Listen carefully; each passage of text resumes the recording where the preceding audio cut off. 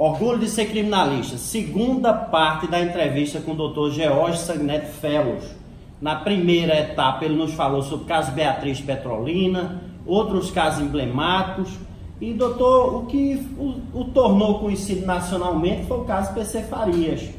Foi um caso muito emblemático. Inclusive, o senhor, naquele caso, teve a coragem até de mostrar erros de outros legistas que eram extremamente famosos. Extremamente famosos, né? Era o caso Badan Palhares, etc, etc. Nos diga como foi aquele caso, doutor. Eu era professor da cadeira de Medicina Legal na Faculdade de Medicina e Faculdade de Direito, quando Dr. PC Farias e Suzana Marculino foram encontrados mortos.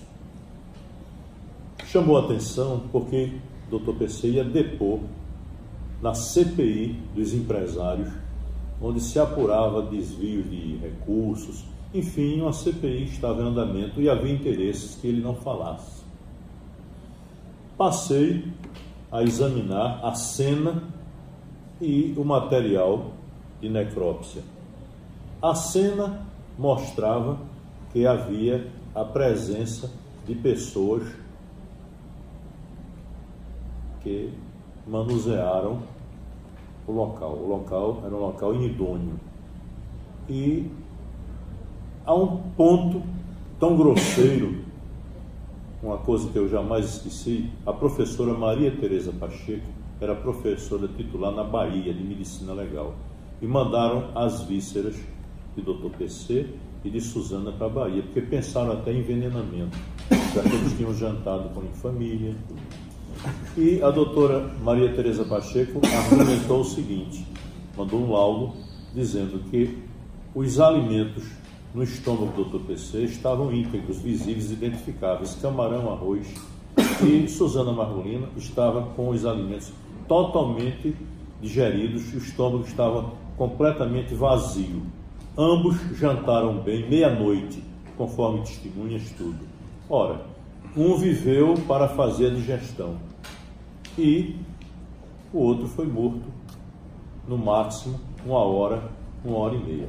Mesmo assim, o legista encarregado do caso declarou que ambos morreram entre 5 e 7 horas da manhã. Então isso é um absurdo. Isso não tem, a tanatologia forense mostra que isso é uma inverdade. E eu passei aí a me debruçar com mais afinco.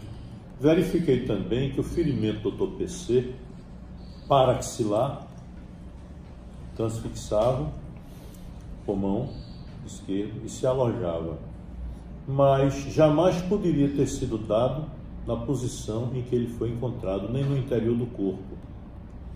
Isso serviu, quando eu dizia que Dr. PC não foi morto no interior do quarto, o professor Nelson Massini, da Universidade Federal do Rio de Janeiro, declarou também que só se ele poderia ter recebido aquele tiro ali se Suzana Marculino levitasse, se ela tivesse atirado do espaço, levitando, mostrando da impossibilidade do fato.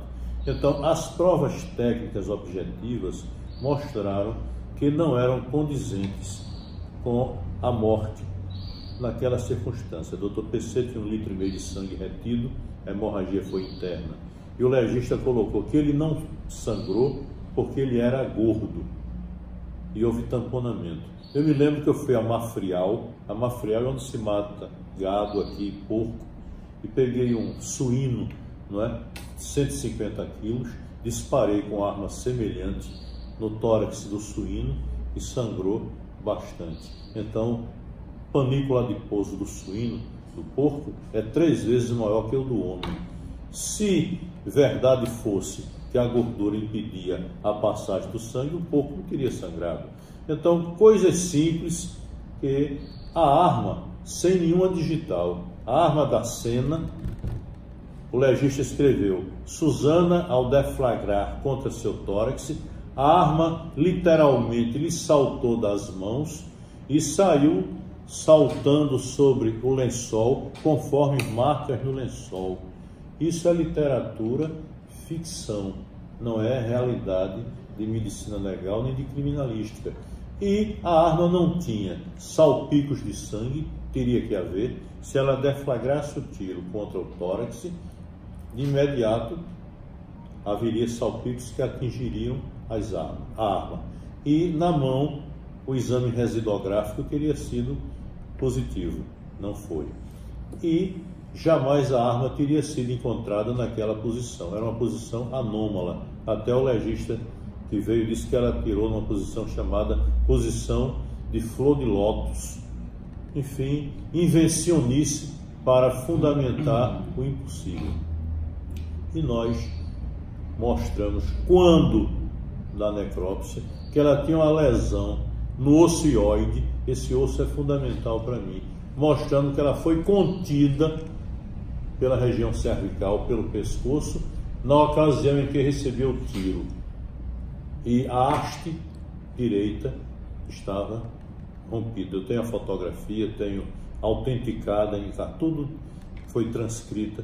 Então, as provas técnicas, Dr. PC Farias foi assassinado, Suzana Marcolino foi assassinada horas e horas depois para fundamentar a tese do passional. Teria ligado de madrugada para um dentista que teria conhecido em São Paulo. Então, a tese da política alagoana, que sempre cúmplice da criminalidade alagoana. Na época, lamentavelmente, acontecia isso.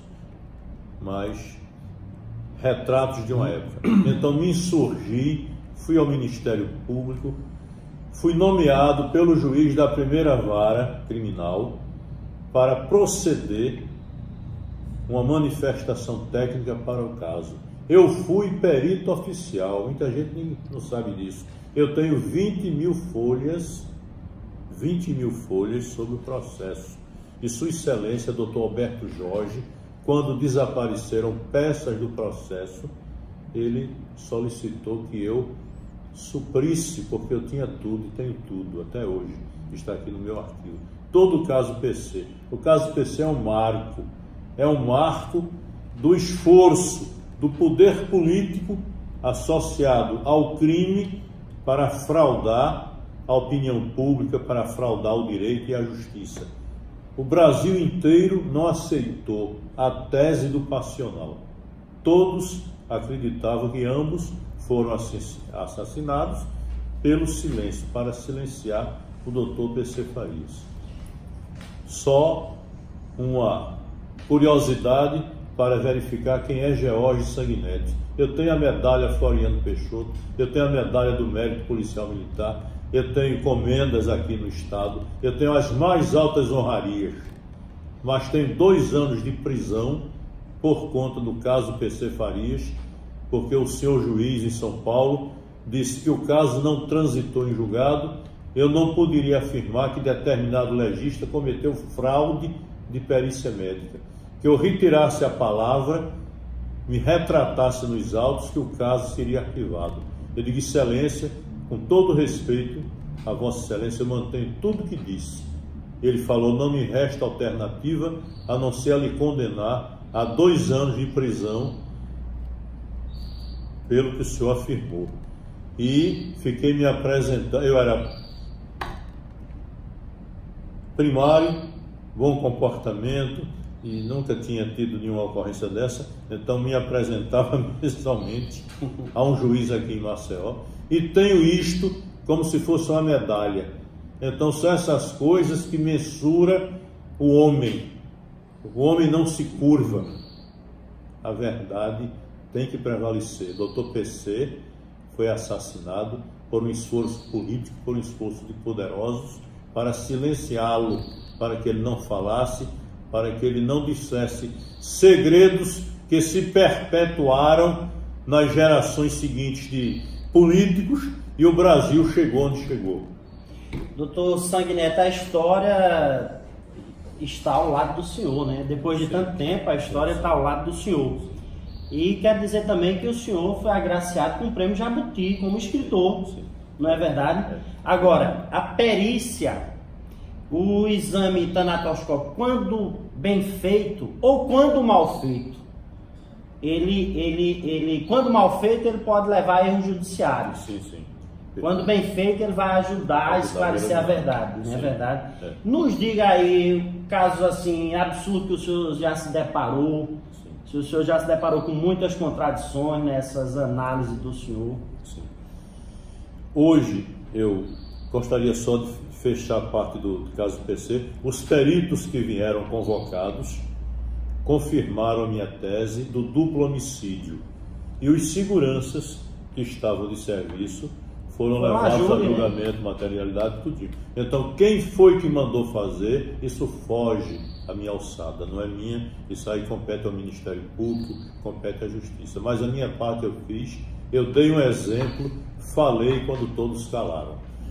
Como o senhor falou, em que circunstância o erro judiciário poderá ser fundamentado, levado por uma falsa perícia, por um erro do perito, eu acredito, muitas vezes até por um erro, por uma falta de cuidado, por uma falta de atenção, por uma linha pré-determinada, porque muitas vezes o delegado quer conduzir, né? Eu não serei específico, serei genérico. Em São Paulo, houve um caso de ampla repercussão, onde uma criança foi acusada de ter assassinado o pai, um sargento da polícia, a mãe, um cabo, e o tio e a avó.